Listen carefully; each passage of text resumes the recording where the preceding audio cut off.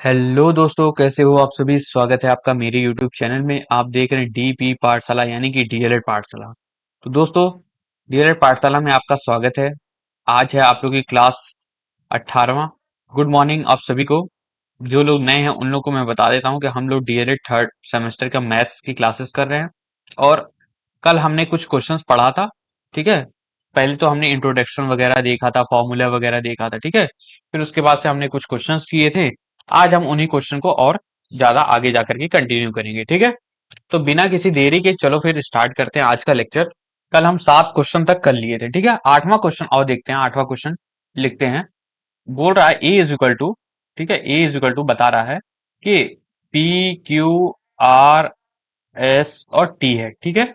इसके अलावा पूछ रहा है तो निम्नलिखित में से कौन सा कथन सत्य है। यानी 4 ऑप्शन आपको दे दिया है।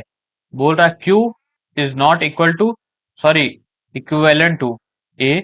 दूसरा है P is not equivalent to A. तीसरा है T is not equivalent to A. और चौथा है R not equivalent to A. ठीक है। तो दोस्तों, इसमें आपको क्या करना है। देखो, पूछ रहा है कि क्वेश्चन में कि इन चारों में से कौन सा कथन आपका सत्य है। ठीक है। अब देखो, इसको रीड कैसे करते हैं, कैसे इसको पढ़ते हैं, उसको हम बता देते हैं आपको। ठीक है। तो पहला ऑप्शन क्या कह रहा है। पहला कह रहा है क्यू इन ए, मतलब क्यू जो है वो आपका ए में है। ठीक है। दूसरा कह रहा है पी जो है वो आपका नॉट है ना, ये काट दिया है। ठीक है।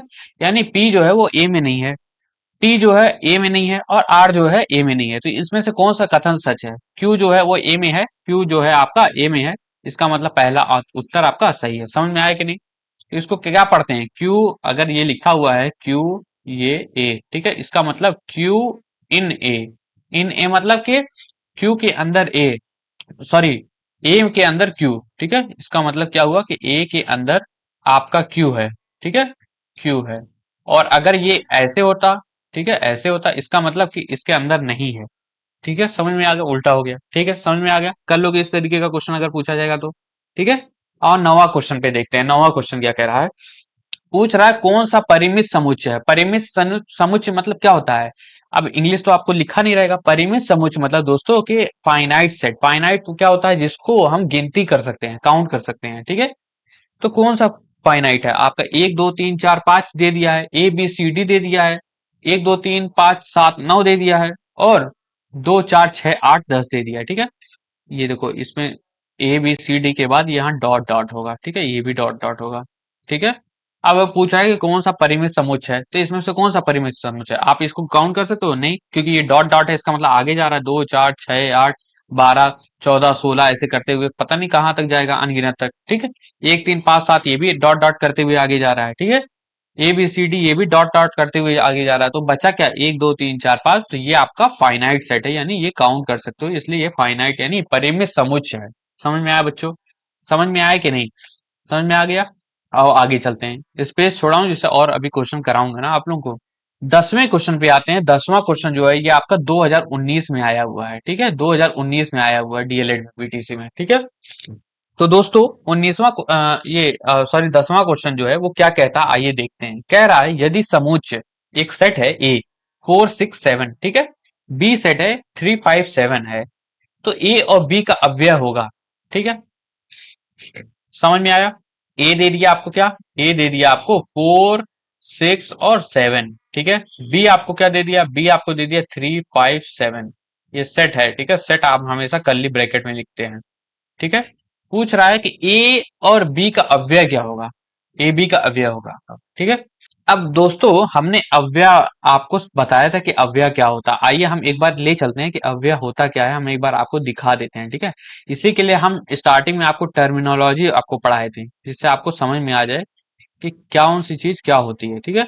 देखो, देखो दोस्तों, है ना, अव्यय यानी एलिमेंट। ठीक है। ए और बी पूछ रहा है। ठीक है। तो ए और बी का एलिमेंट आपसे पूछ रहा है। ठीक है। तो हमने आपको पढ़ाया था सर्वनिष्ठ। ठीक है। यानी प्रतिच्छेदन यानी इंटरसेक्शन। ठीक है। तो ए इंटरसेक्शन बी वह समुच्चय जिसमें केवल ए और बी के समान अवयव यानी कॉमन एलिमेंट शामिल होते हैं, उसी को हम कहते हैं आपका सर्वनिष्ठ प्रतिच्छेदन। ठीक है। उसको हम कैसे लिखते हैं, ए अगर 1 2 है, बी अगर 2 3 है, तो क्या होगा, जो कॉमन होगा, कॉमन आपका 2 है, तो ए इंटरसेक्शन बी आपका 2 है। और उसी को हम ए इंटू बी, ए बी ऐसे भी लिख सकते हैं, ठीक है। यानी ए इंटरसेक्शन बी को हम ए बी भी लिख सकते हैं। समझ में आया बच्चों? तो यही हमने पढ़ाया था, यही चीज है, यही क्वेश्चन में कह रहा है, ठीक है। क्वेश्चन में यही कह रहा है ना कि ए बी का अव्यय निकालिए, यानी एलिमेंट निकालिए कि क्या क्या होगा ए और बी का एलिमेंट। कहाँ गया? हाँ, ठीक है। आ जाओ तब निकालते हैं दोस्तों। ए में है, ए और बी पूछ रहा है, यानी क्वेश्चन में ऐसे लिखोगे ए इंटरसेक्शन बी, ठीक है। अब ए इंटरसेक्शन बी क्या है, माने कॉमन जो होगा, तो कॉमन क्या है आपका, 3 है, 3 तो नहीं है, 4, 4 भी नहीं है, 7 है आपका, तो 7 आपका आंसर आ गया, ठीक है। तो एलिमेंट क्या हुआ, 7, 7 आपका अव्यय हो गया। समझ में आ गया बच्चों? समझ में आया कि नहीं? देखो, प्रश्न में ए बी नोटेशन का उपयोग किया गया है, या संकेत यानी हिंट दिया गया है कि A B is equal to क्या होता है, ए इंटरसेक्शन बी, ठीक है, जो आपका हो जाएगा। एक सेकेंड, एक second, sorry sorry sorry sorry, एक सेकेंड, कुछ नहीं, मेरा आंसर सही है, मैंने यहाँ पे गलत लिखा है ना। बी क्या है, 3 5 6 है ना, 7 मैंने डाल दिया, रुक जाओ, ये 6 है, ठीक है। 6 है, तो यहाँ पे क्या होगा, 6 कॉमन होगा, तो यहाँ पे 6 आ गया कॉमन, ठीक है।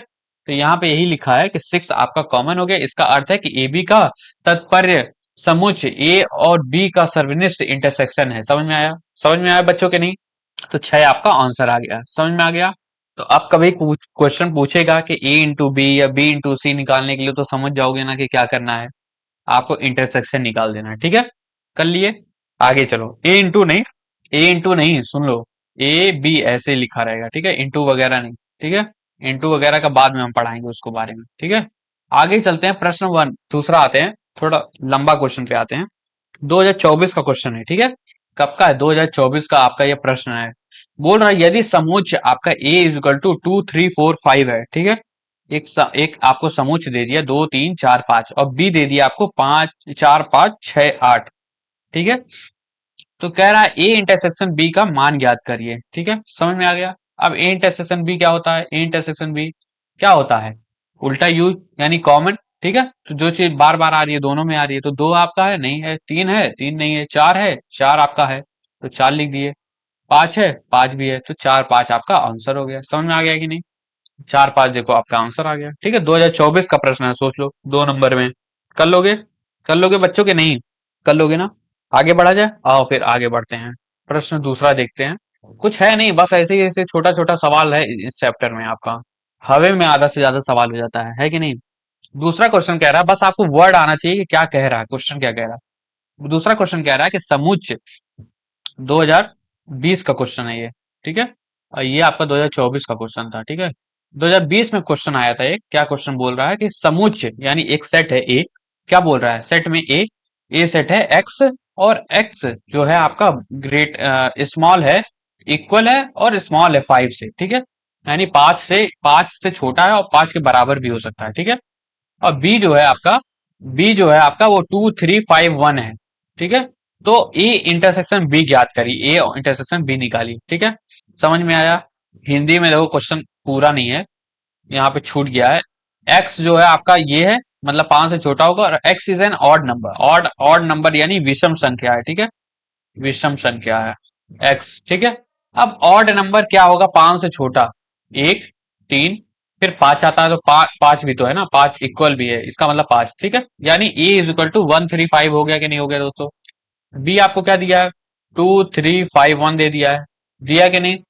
पूछ रहा है इंटरसेक्शन बी, यानी जो कॉमन हो गया, तो इंटरसेक्शन बी आपका क्या हो रहा है, कॉमन क्या है, 1 है, नहीं है, 3 है, 3 हाँ है, 5 है, हाँ 5 है, तो 3 और 5 आपका आंसर आ गया। समझ में आ गया?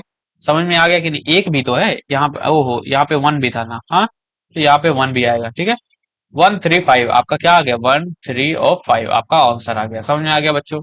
देखो ए 1 3 5 आपका आंसर उत्तर आ जा रहा है। तो कितना आसान सवाल था, बस आपको लिखना है कि ए क्या है, बी क्या है, फिर निकाल दो जो चीज आपका कॉमन आ रहा है, बार बार आ रहा है, ठीक है। आगे चला जाए, चलो फिर आगे बढ़ते हैं बच्चों। 2017 का एक क्वेश्चन देखते हैं, 2017 में क्वेश्चन आया था। क्वेश्चन क्या कह रहा है, क्वेश्चन कह रहा है यदि समुच्चय ए इज इक्वल टू 8 12 15 और 16 है, और बी इज इक्वल टू 8 15 17 और 20 है, ठीक है। तो समुच्चय ए इंटरसेक्शन बी ज्ञात करिए। तो खाली इंटरसेक्शन ही वाला क्वेश्चन ही आ रहा है, ये क्वेश्चन गलत है क्या? क्वेश्चन इनकम्प्लीट है, ठीक है, यहाँ पे लिखा नहीं है। दोनों पूछ रहा है इसमें। इसमें पूछा है कि ए इंटरसेक्शन बी भी निकालिए और ए यूनियन बी भी निकालिए, ठीक है। समझ में आ गया? तो क्या करना, कुछ नहीं करना है, एकदम सिंपल सा है। ए आपको क्या दिया है? 8, 12, 15 और 16, ठीक है। बी क्या दिया आपको? 8, 15, 17 और 20, ठीक है। ए यूनियन बी क्या होता है? यू वाला। ए यूनियन बी क्या होता है? सारा एलिमेंट लिख दो, कोई रिपीट नहीं होना चाहिए, ठीक है। तो 8 हो गया, 12 हो गया, 15 हो गया और 16 लिख दिए, पहले ए वाला पूरा लिख दिए, ठीक है। बी में 8 आते हैं तो 8 तो पहले से लिखा, 15, 15 भी पहले से लिखा है, 17, 17 नहीं लिखा तो 17 लिख दो, 20, 20 भी नहीं लिखा, 20 भी लिख दो, ठीक है।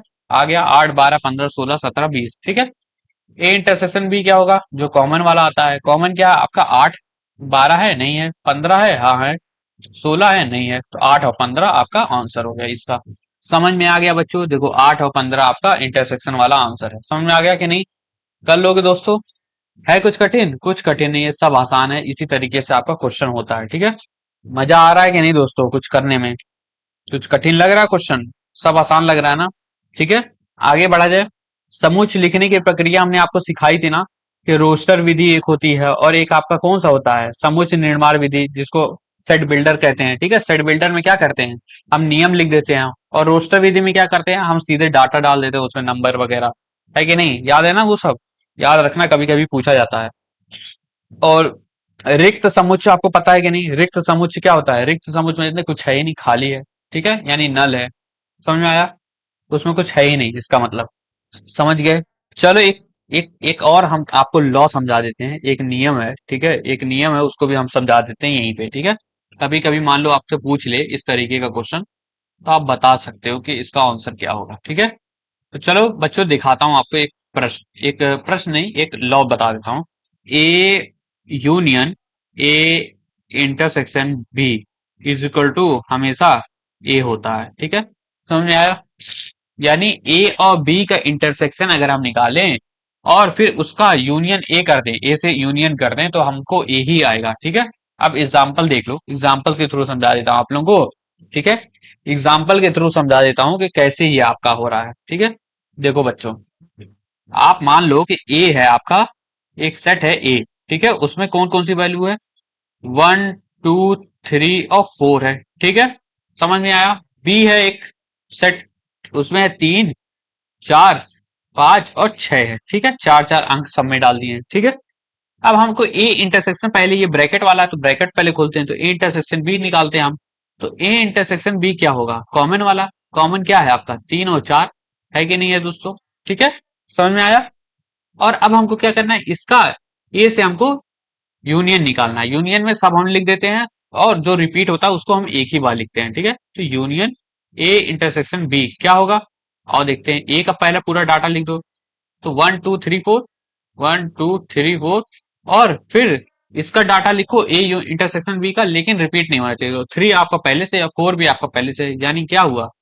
ये क्या आया? 1, 2, 3, 4, और 1, 2, 3, 4 किसकी वैल्यू है? ए की। समझ में आया कि नहीं दोस्तों?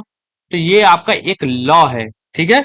समझ में आया बच्चों के नहीं? तो ये आप याद कर लीजिएगा, ये फॉर्मूला है एक तरीके का, ठीक है।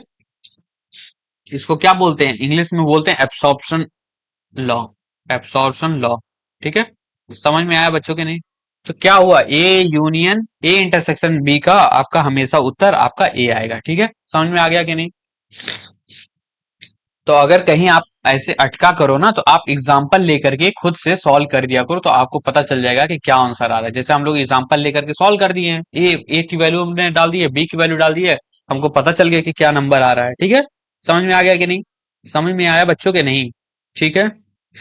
इसी तरीके से, इसी तरीके से अगर दो, यही आपका है, इसी तरीके से अगर आपको ये बोल दे ए, यहाँ पे क्या था?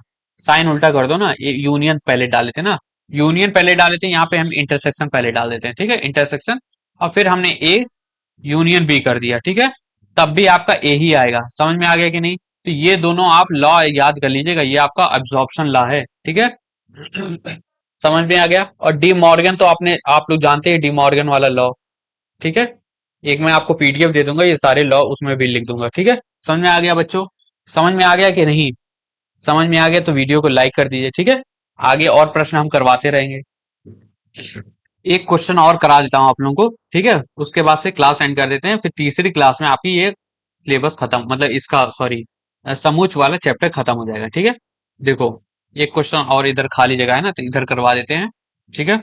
बोल रहा है कि यदि यदि ए और बी कोई दो समूच हो, ठीक है, ए और बी कह रहा है कि कोई समूच है यानी कोई सेट है, ठीक है, समझ में आ गया।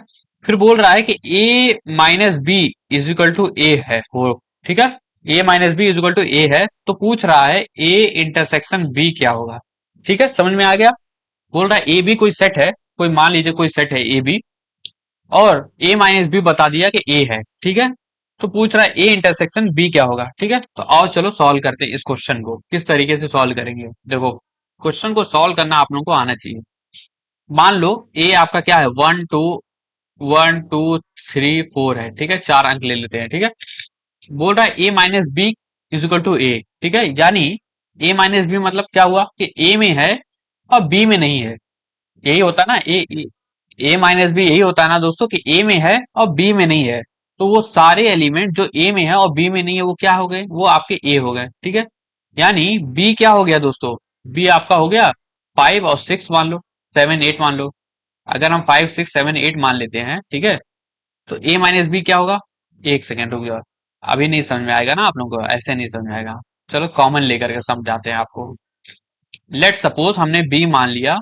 आप कहोगे सर हम 5 6 7 8 क्यों लें, हम लेंगे 3 और 4 5 6 लेंगे, ऐसे लेंगे, कॉमन वाला लेंगे जो इसमें भी आए इसमें भी आए, ठीक है। तो ले लो सर, कोई बात नहीं बच्चों। ए माइनस बी आप करोगे तो क्या होगा, ए माइनस बी करोगे यानी ए में है और बी में नहीं है, ठीक है, तो ए में है और बी में नहीं है, तो क्या है 1 2 आपका है, 2 भी नहीं है, 3 आपका है तो नहीं लिख पाओगे, 4 है आपका, 4 है, तो आप 1 और 2 आया, और 1 और 2 आपका तो आंसर नहीं है, ठीक है। यानी क्या हुआ, इससे क्या समझ रहे हो आप, इससे ये समझ रहे हो कि आपको कॉमन लेना ही नहीं है, कॉमन नहीं होना चाहिए, ठीक है।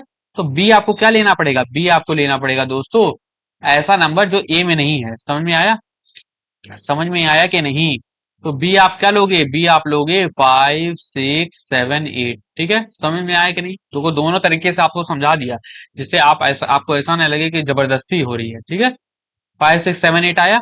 अब तुम ए माइनस बी करो जरा, ए माइनस बी करोगे तो क्या आएगा, ए में है और बी में नहीं है, ठीक है, तो ए में है 1, बी में नहीं है, 2 है, 2 भी नहीं है इधर, तो 2 भी आ गया, 3 भी नहीं है, ठीक है, 4 भी नहीं है, ठीक है, तो 1 2 3 4 यानी ए आपका आंसर आ गया, ठीक है, ये आ गया। पूछ रहा है कि ए इंटरसेक्शन बी क्या होगा, ठीक है। अब आपको ए पता चल गया और बी पता चल गया कि बी क्या है, ठीक है, तो ए इंटरसेक्शन बी क्या होगा। ए इंटरसेक्शन बी क्या होता है, ए इंटरसेक्शन बी मतलब कि जो कॉमन इंटरसेक्शन मतलब जो कॉमन है, जो दोनों में आ रहा है, तो दोनों में तो कोई नहीं आ रहा है, कोई नहीं आ रहा है, इसका मतलब नल, कुछ नहीं है, खाली डब्बा है, ठीक है, तो ए यूनियन बी आपका खाली डब्बा हो गया, ठीक है, कुछ है नहीं इसमें, खाली है, नल है। समझ में आया बच्चों, कर लोगे इस तरीके का क्वेश्चन। तो इस तरीके से सॉल्व करते हैं, आप एग्जाम्पल खुद से वैल्यूज डालेंगे तभी आपको पता चलेगा, ठीक है। ऐसे अंदाज से आप सोचोगे कि हम रट लेंगे, तो रटने से नहीं होगा, ठीक है। अब देखो कुछ बच्चे क्या करते हैं, कुछ बच्चे ऐसे ही करते हैं ना, ए वो 1 2 3 मानते हैं, बी वो मानते क्या, कह देते कि हम ए ही वाला लेंगे, यानी 3 4 हम कॉमन लेंगे और 5 6 7 8 ऐसे कर लेंगे, ठीक है। तो उनका फिर वो मिलाते ऐसे करके, वो फिर मिलाते ए माइनस बी करते, तो उनको डिफरेंट आता आंसर।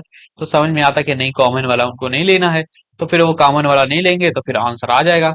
ये वाला एग्जाम्पल इसी के लिए दिया है ना, ये equation A minus B is equal to A, समझ में आया कि नहीं, समझ में आया बच्चों, समझ में आया कि नहीं, आ गया ना बच्चों, समझ में आ गया तो बहुत अच्छी बात है, कोई डाउट रहा करे तो पूछा करिए, ठीक है। अब नेक्स्ट क्लास में हम लोग समुच्च सिलेबस, समुच्च जो है आपका चैप्टर खत्म कर देंगे, सेट थ्योरी आपका खत्म हो जाएगा। चलो बच्चों, मिलते हैं नेक्स्ट क्लास में, तब तक के लिए धन्यवाद आप सभी को, thank you so much, bye everyone, मिलते हैं अगली क्लास में, धन्यवाद।